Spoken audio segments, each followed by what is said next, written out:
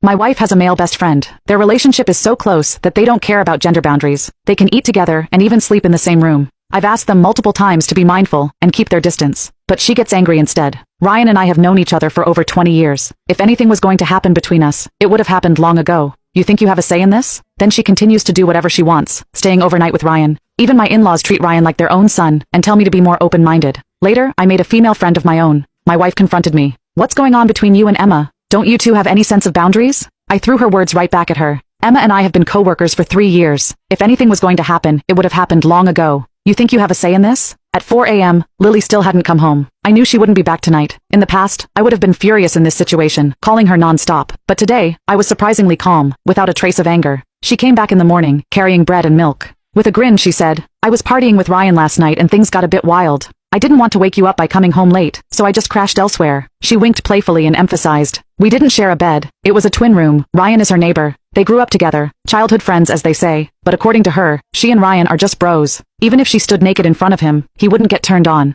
I've seen them horsing around many times. She'd laugh and hook her arm around Ryan's neck or jump on his back. Ryan never refused and often pinched her cheeks. Every time I saw this, I felt uncomfortable. I'd pull Lily aside and tell her to be more careful and keep her distance. At first, she'd explain and reassure me. Later, she got impatient and retorted, we've known each other since we were kids. If we were going to be together, what would be the point of you? And whenever this happened, Ryan would stand nearby with his hands in his pockets, casually saying, bro, you're too uptight. In my eyes, Lily's not even a woman. She's like my sister at most. How could I have thoughts about my own sister? Wouldn't that make me a beast? Looking at his pretentious act, I thought to myself, aren't you exactly that kind of beast? For a while, Lily and Ryan did become a bit more distant. She stopped going out so often and stayed home, asking me to massage her back and legs, and cook for her. She demanded 5 dishes for each meal, with meat, vegetables, and soup. If I complained it was too much trouble, she'd say, you won't let me go out. So if I can't even eat well at home, what's the point? I had no choice but to grit my teeth and cook up a storm in the kitchen. She posted photos of my cooking on Instagram, praising my home chef. Ryan commented below, your Jack is quite the house husband, huh?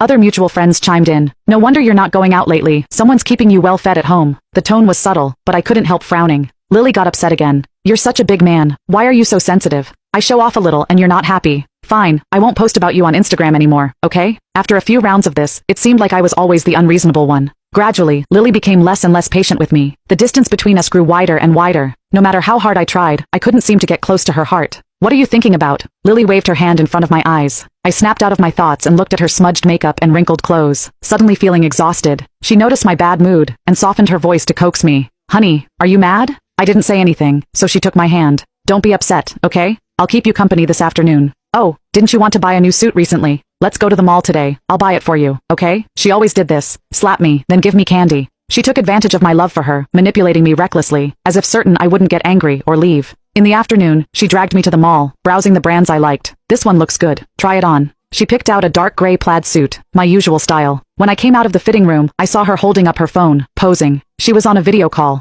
I walked up beside her, and Ryan was on the other end of the call. She was still smiling. This suit really suits you. I knew it was perfect at first glance. Noticing I had come over, she asked for my opinion. Honey, don't you think this matches his low-key sexy vibe? Ryan chuckled on the other end. So what? Are you going to buy it and send it over to me? That's just a matter of saying the word. They were still laughing and joking around. I calmly turned away, picked out another suit, and went back to the fitting room to change. I paid for the suit without any emotion, seeing she was still on the video call with Ryan, so I just left on my own. Lily chased after me complaining, why didn't you wait for me? Are you angry again? Is it really worth it? I smiled. No, I'm not angry. This time it was the truth. I really wasn't angry. After all, I was used to it by now. That night, I went out drinking with some friends and came home very late. Lily had called me countless times, but I didn't answer. In the end, I just turned off my phone. For once, she was the one waiting up for me late into the night. I was a bit drunk, but still struggled not to let her help me. I pushed away her hand and felt my way along the wall back to the bedroom, throwing myself onto the bed. Lily never allowed me to get into bed without showering. She thought clothes worn outside were dirty. I had always respected her wishes, but when had she ever respected mine? I fell into a deep sleep.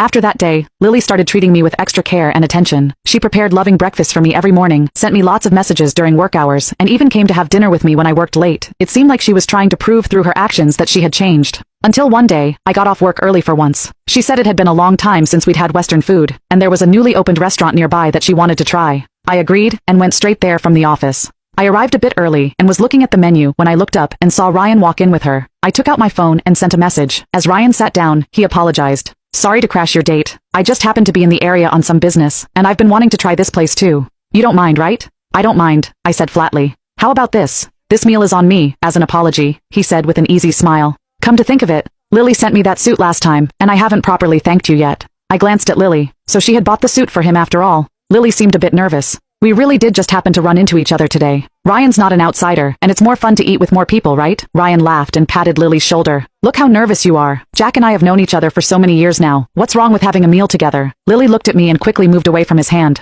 Just talk. Don't touch me. He seemed a bit surprised, raising an eyebrow and giving me a meaningful look. All right, let's order then. It's my treat today, so order whatever you want. Lily opened her phone to scan the QR code and order. I won't be polite with you then. Ryan leaned in close, looking at her phone with her. Their heads were very close together. It was as if they were the couple, and I was the third wheel. After they finished ordering with laughter and chatter, Ryan looked up and said to me in a host-like manner, Jack, take a look. Is there anything else you want to eat? Have Lily add it for you. One moment, I said. I stood up and waved to a girl in a tight long dress with long flowing hair by the entrance. She walked over quickly, smiling and greeting us. Sorry I'm late. I pulled out a chair for her. It's fine, we just finished ordering. Take a look and see if you want to add anything. Lily sized her up, her face growing darker. Honey, who is this? She's my coworker, Emma. Emma smiled softly, tucking her hair behind her ear to reveal her beautiful face. Hello everyone, I'm Jack's coworker. Jack is very kind and always takes care of me. I see him as an older brother. Hearing this, Lily's expression grew even more unpleasant. She moved closer to me. The food came quickly. Ryan clearly knew Lily well, placing her favorite dishes in front of her, and even carefully cutting her steak for her. Emma was having some trouble cutting hers, so I swapped my already cut steak with hers. She smiled at me in thanks. Lily tugged at my hand. Honey, can you pour me some water? I picked up the pitcher and poured some for her, then also topped off Emma's glass. Ryan held up his glass.